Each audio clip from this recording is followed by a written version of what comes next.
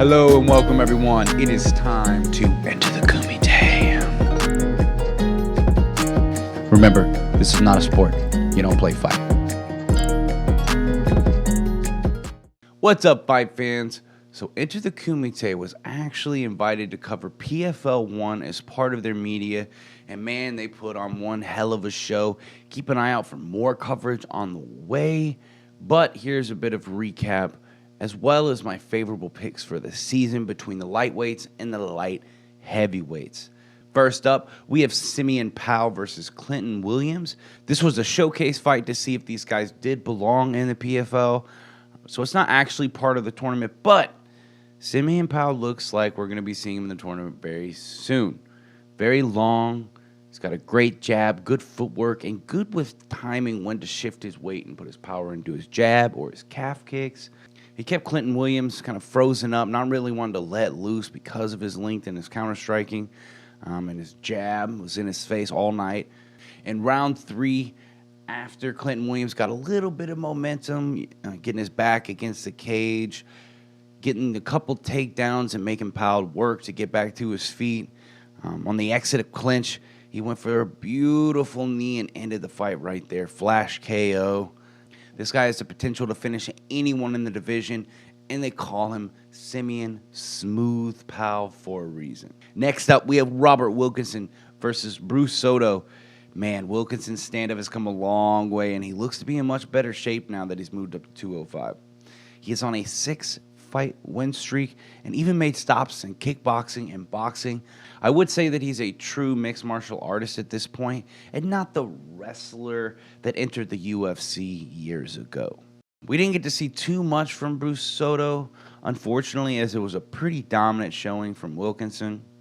Soto was a bit hesitant to let loose on the feet with the takedown threat there, and Wilkinson was putting the work on him. And the takedown ended up coming very easy after a bit of work on the stand-up. Wilkinson gets that beautiful uppercut and knockout as well to top it all off on his dominant performance. So I'm excited to see how Wilkinson matches up with the rest of the division. He's looking very promising, though. He's looking like a new fighter, like a mixed martial artist. Next up, we have Omar Ahmedov versus Victor Pesta. Man, Omar Ahmedov looked very powerful. He made Pesta very uncomfortable in there, froze him in place. A devastating knockout. I was a bit worried for Ahmedov coming back into this one. I didn't know if he had what it takes, but he's looking very promising for the comeback this season with the power in his hands alone. We didn't get to see too much other than that, but with power like that, you're rolling the dice every time you throw someone in there with him. Next up, we have Martine Hamlin coming up against Teodoros Oxtolis. Dominant performance in the wrestling department from Martine Hamlin. To be fair, it looked as though Teodoros was not ready for the ground game, as he kept his guard completely closed and didn't really take any risks on the ground. Strong Greco-Roman wrestling display, though, from Martine. I'm still hesitant to bet on him to make it to the finals if he goes up against someone who compete with his wrestling and force him to stand up. It ended up being a bit of a boring fight because, Martine wasn't forcing his way around the guard and trying to get them out and trying to finish the fight.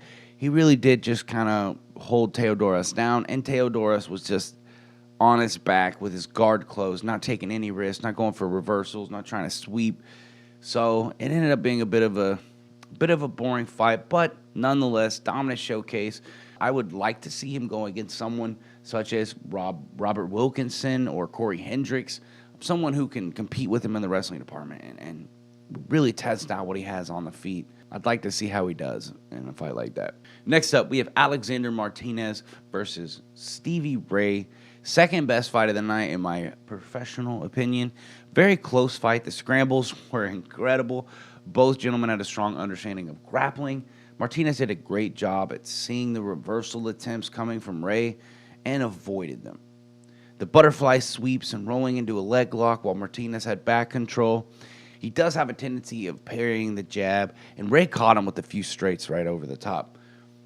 Overall, though, both guys are promising. Martinez is very well-rounded and has great timing on his takedowns. Either of these guys could be top-notch competition for the lightweights, putting those lightweights on notice. but Martinez ended up taking the decision win home that night. Next up, we have Hendricks versus Emiliano Sorti. I was really hoping for a strong comeback from Emiliano Sorti. At one point, he looked pretty invincible in PFL. He did have some injuries, and he tried to rehabilitate and get back in there. I'm not going to count him out for the season, but great wrestling. And BJJ from Hendricks. He's a very composed fighter, cool, calm, collected. He did a great job at defending Sorti's many submission attempts and fighting with the leg locks. Ended up in a couple 50-50 positions. Sorti appeared to have hurt his leg in the fight, which is unfortunate. Maybe an injury. I'm not too sure how serious it was. But we have another strong wrestler in the division. Hendricks is a little more willing to open up from top position, though. He earned himself a Fab 5 against one of my more favorable contenders. So, people counted Hendricks out, and he came in there and he put on a hell of a show. People were counting Hendricks out in this fight against Sorti, but he came in there and he put on a pretty dominant showcase. So, keep an eye out for Hendricks. Next up, we have Olivier Mercier coming up against Natan Schultz. Excellent performance as always. Great footwork, diverse striking, great takedown defense. I predicted him to win this fight in a 3-rounder, but if this was 5 rounds, Natan Schultz would break him down and make him quit. And he would probably get the finish, honestly. Natan Schultz is infamous for breaking people down.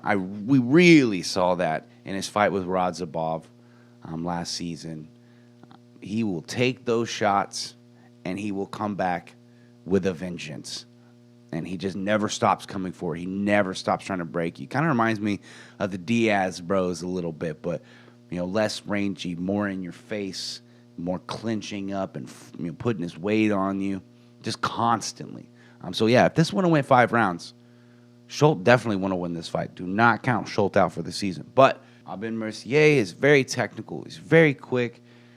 I'm not sure if him gassing out was due to Schultz's style and relentless pressure, or if that's something that we need to keep an eye out for, especially for the championship bouts at the end of the season. Mercier is extremely technical, but he can break under pressure. Next up, we have Antonio Carlos Jr. coming up against Daylon Monte. This is a very quick fight. Carlos Jr. went for the blast double leg after landing a 1-2, getting Monte to bring his guard ups. And then from that blast double, he slid right into that Darce and finished the fight. It happened so quickly. The teacher still has some untaught tricks up his sleeve, I suppose. So yeah, be on the lookout for Antonio Carlos Jr. He may come in and win the whole thing all over again. He's very well-rounded. He's got good wrestling to really impose his BJJ. His BJJ is phenomenal. And his striking has come a long way. He sees things coming in there. So a very strong pick for Antonio Carlos Jr. Next up, we have Raush Momfield coming up against Don Madge. I was really kind of pulling through for the South African this season, but he called out the big dog in the yard. He specifically called out Momfield being the champion of last season. Momfield came in as an alternative last season. He wasn't even supposed to be there, really, and he won the whole thing. So great underdog story. Momfield's an incredibly kind person, and he's got a good head on his shoulders, man. But it was a really close fight. I didn't know who was winning. Madge was consistently landing damage to the body, while Momfield was finding the timing for the straight down the center and landing the more significant blows. Apparently, Madge won both of the rounds on the judges' scorecards, but Momfield was not willing to let it go there. He found the timing for that straight down the center when Madge was bringing his leg up. He was trying to time it the whole fight, and he found it there, and he clocked him good and finished up on the ground. It's real unfortunate for Madge. He's worked really hard to get here. But I'm just putting it out there, man. We may see Momfield take the belt home again. He's very promising. He has a lot of momentum as well.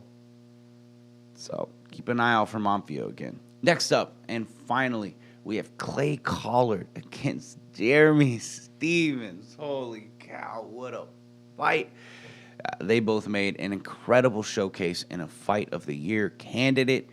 Both guys were willing to go out on their shield and they laid it all on the line out there.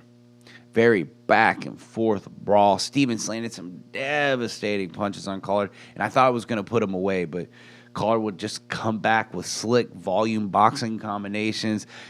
Collard has a crimson chin, and Steven loves a good fight. So this is a great matchup. I was wondering why they put it on the main event when there's two former champions just underneath them, but I guess I get it now. Because I knew it was going to be a blast. Jeremy Stephens coming over from the UFC. Got a lot of hype behind his name. And he's never been in a boring fight in his life. Unless he was just, I wasn't even scoring in the beginning because I just assumed it wasn't going to go to the scorecards. But I was wrong. So both of these gentlemen have the potential to win the whole thing. Stephens might have lost the decision that night, but I wouldn't put first-round knockouts past him. He can still make a comeback and end up in the finals. And Clay Collard, looking fantastic as ever.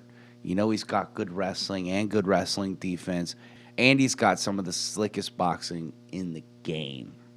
Now it's time for a quick recap over where everybody's at in the standings in terms of points. Starting with the light heavyweights, Rob Wilkinson earning himself 5 points with a second-round TKO stoppage over Bruce Soto. Omar Ahmedov scoring a quick 6 with that first-round knockout over Victor Pesta. Then we have Martine Hamlin earning 3 points in the standings with a unanimous decision win over Teodoros. We have Corey Hendricks coming in with 5 points with a round 2 TKO over Emiliano Sorti. And then, finally, we have Antonio Carlos Jr. earning himself a quick 6 with a first-round submission over Delon Monte. Now, for the lightweights, we have Alex Martinez earning himself 3 points with a unanimous decision over Stevie Ray. Then we have Olivier Mercier earning himself 3 points with a split decision win over Natan Schultz. Doesn't seem that impressive, but Natan Schultz is legit, and he's not going anywhere. He's still a threat. Then we have Raush Momfield getting himself 4 points with a round 3 TKO stoppage over Don Madge. And then finally, we have Clay Collard earning himself 3 points with that decision win over Jeremy Stephens. So, let's get into my favorable picks for the season. It's really hard to tell right now. The season is still young. This is only the first one. But my favorable pick for the lightweight division, I'm going to give it to Clay Collard. I really did feel like he won last year against Momfield, and I see his boxing mixed in with his wrestling capabilities, allowing him to fight where he wants it. On the feet, he is very slick. He's got great cardio, and he really flows well in there. And you can't leave out the crimson chin. My favorable pick for the light heavyweight division, this is a tough one. This one's hard. I'm going to go out on a limb, and I'm going to say Robert Wilkinson. Anybody in that division can knock anyone else out, but if Wilkinson can play to his strengths and fights on a game plan, I see him finding a way to beat any of these guys. His stand-up has come a long way, and I feel like he might be the most well-rounded fighter on the light heavyweight roster. The one person that I really think might give him the most problems would be Antonio Carlos Jr., but I do think that Wilkinson has the stronger wrestling, and I think he might be able to even prevent Carlos Jr. from taking it to the ground and imposing his incredible BJJ on him. It's really soon to call, really soon to pick, but I'm going to go ahead and, from what I saw on that night, I'm putting my picks in the hat. I'm going for Clay Collard winning the lightweight division championship this year, and I'm going with Robert Wilkinson winning the light heavyweight division championship this year.